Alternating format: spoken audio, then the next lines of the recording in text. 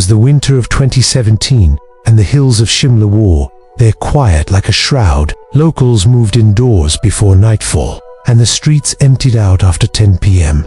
Only the brave or the desperate work night shifts. Among them was Rajesh Pandey, a 38-year-old cab driver with over a decade of driving experience on winding mountain roads. He preferred the silence of the night. No traffic, no crowds, just him, his cab, and the road. Rajesh knew the city's every shortcut and silent corner. He was a man of habit. Every night, he left home at 8 p.m., worked till 3 in the morning, and returned just before dawn. That's how he supported his small family. Nothing ever truly disturbed his routine until that one night. It was December 13th, a bone-chilling Wednesday. The city was wrapped in dense fog. Visibility was almost zero. At around 2:40 a.m., Rajesh was driving along the deserted cart road, on his way back to the taxi stand, hoping to catch one last fare. His headlights fought the mist, the radio crackled faintly, and the heater offered little comfort. Then suddenly, at a sharp bend near the Kelston viewpoint, his headlights caught something, or rather, someone. A woman stood alone by the roadside. She was in a white sari, drenched as though it had been raining, though there had been no rain all night. Her long, black hair clung to her face. She didn't wave, she didn't move, she just stood there, perfectly still, like a statue chiseled into the fog. Rajesh slowed his cab. Something didn't feel right, but the driver in him kicked in.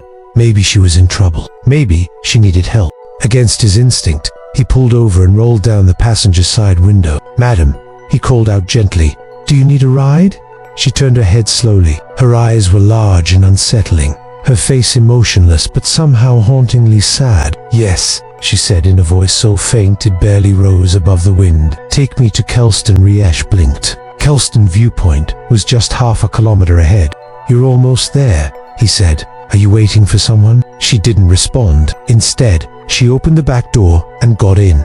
Rajesh felt a cold draft fill the cab. The temperature inside seemed to drop by 5 degrees instantly. He tried to shake off the chill and started driving. The woman sat silently in the back seat, hands on her lap, eyes forward. She didn't blink, didn't move. She looked like she wasn't alive. Rajesh glanced at the rearview mirror again and again. She was still there, stiff, still, and silent. As they neared Kelston viewpoint, she finally spoke. "Stop here." Rajesh obeyed, relieved that the strange ride was coming to an end. But as he turned around to say something, the seat was empty. There was no sound of a door opening, no footsteps, just ...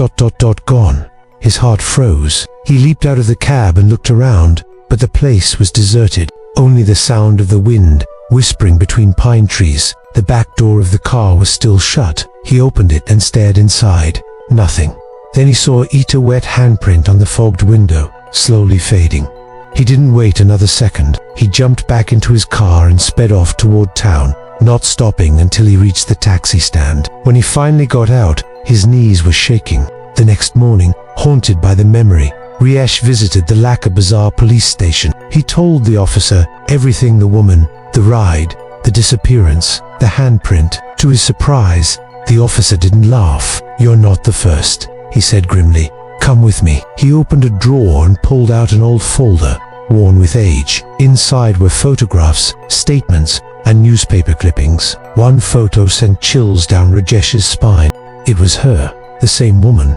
"Aarti Sharma," the officer said, "died in a car crash at Kelston Viewpoint in 2012. She was newly married. Her husband was driving. The car skidded and fell off the cliff. He survived. She didn't. Locals say her spirit still haunts the bend, looking for a ride home." Rajesh stared at the photo. The woman's eyes in the picture-live warm, filled with hope, were in stark contrast to the cold emptiness he saw last night. Still, it was undeniably her. He left the station in a daze, but that was just the beginning. For the next 3 nights, Rajesh couldn't sleep. Every night, at exactly 2:45 a.m., he would wake up to hear soft whispers outside his window. Some nights, he'd find footprints outside his door, small, wet, bare feet. One night, he found a white rose on the windshield of his parked cab. He told his wife, who urged him to stop driving at night. But Rajesh couldn't afford to quit. Instead, he avoided Cart Road altogether, but it didn't help. One night, 2 weeks later, he was hired by a group of tourists who'd take them to Kufri,